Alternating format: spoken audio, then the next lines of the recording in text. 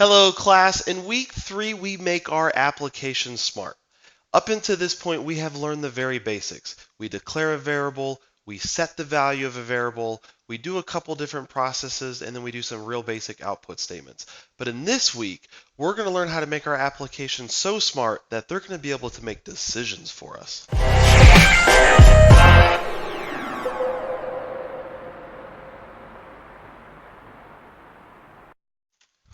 All right, so the first thing I like to do with everything new that we learn and every new application that we build is to flowchart it out.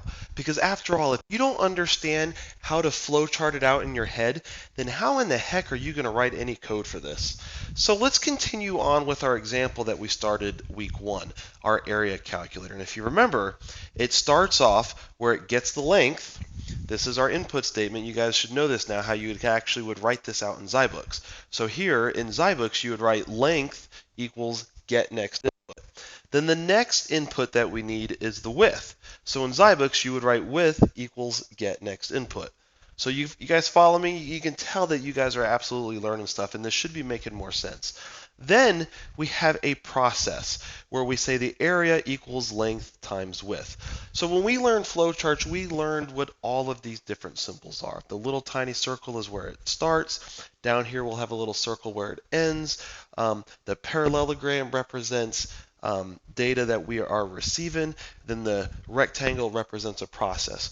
Well, in this week, we're learning decisions. And so what we're going to do with our area calculator here is we want it to be able to output a different message depending on how big the room is. So what I'm going to do is use a diamond. A diamond is how we indicate in a flowchart that a decision needs to be made. So what I'm going to say is area greater than 100. Now, I know I wrote that a little funny, but humor me here.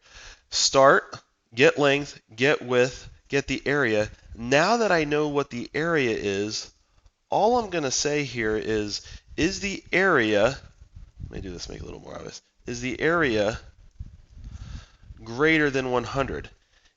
If that expression, and that's what we're learning this week, if that expression, area is greater than 100, is true,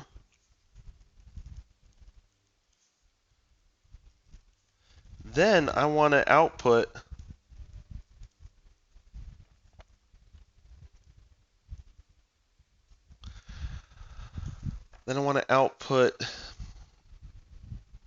custom message.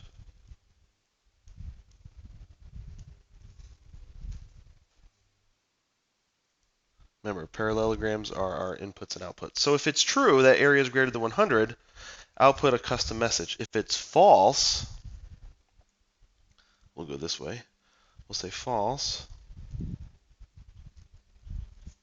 Then let's just do what we did before, where we just output the area.